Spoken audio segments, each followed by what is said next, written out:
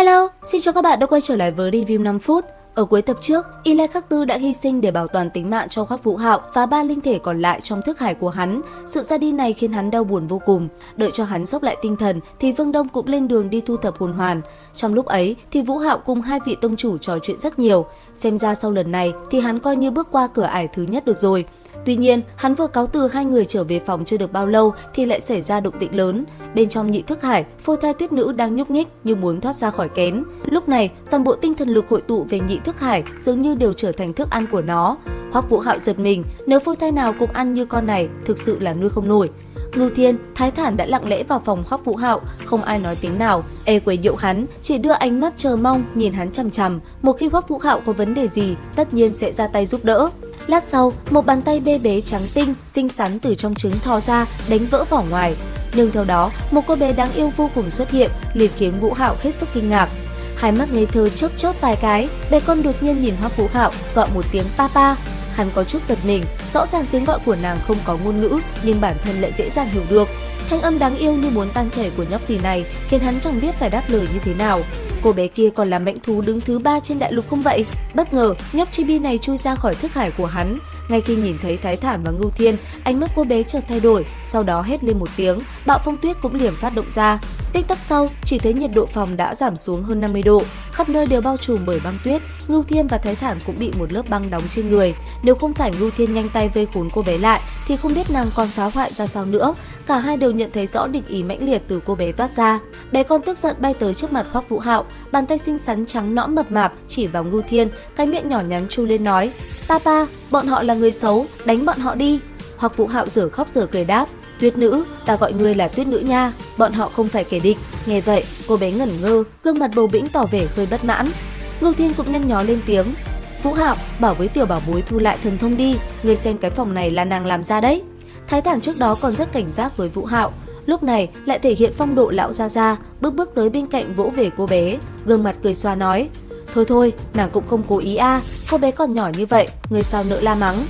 Vừa mới có bộ dạng oan ức thu lại bạo phong tuyết, nhưng khi tuyết nữ nhìn thấy Thái Thản thì lại lập tức đóng băng vị cường giả này luôn. Có điều, Thái Thản cũng bị tan chảy trước sự đáng yêu của cô bé nên không thể trách cứ được cô nàng. Rất may lúc này, cô bé chỉ có thể phóng thích ra sức mạnh tương đương với thực lực dưới 50 cấp của Hoắc Vũ Hạo mà thôi, nếu không e rằng sẽ có thể gây thương tổn cho Thái Thúc Thúc rồi. Đang trong lúc Vũ Hạo và hai vị tông chủ thảo luận về Tuyết Đế thì cô bé muốn quay về thức hải của hắn để tìm nơi ở.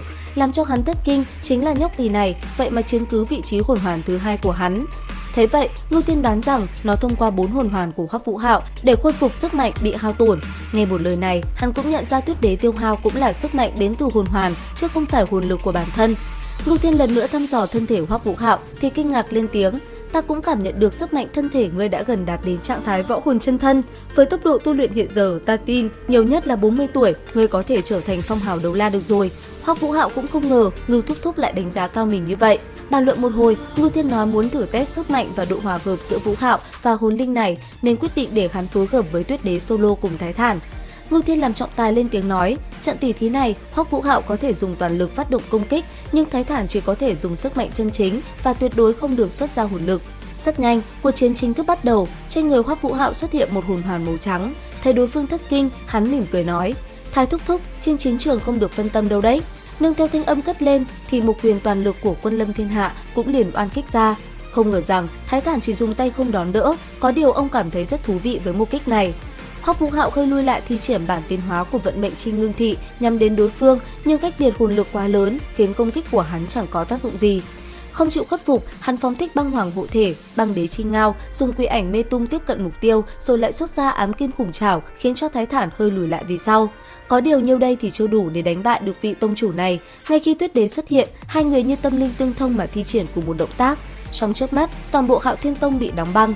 Thái Thản phát hiện Vũ Hạo đã biến mất cùng với một chiêu Tuyết Vũ vực băng cực, dựa vào linh thức ít nhất cũng là thuộc top 10 người mạnh nhất trên đại lục. Vậy mà lúc này ông cũng không thể xác định được vị trí chính xác của tiểu tử kia. Ngay sau đó, chiêu thứ 2 Đế trưởng Đại Hàn Vô Tuyết khiến Thái Thản hoàn toàn bị đóng băng.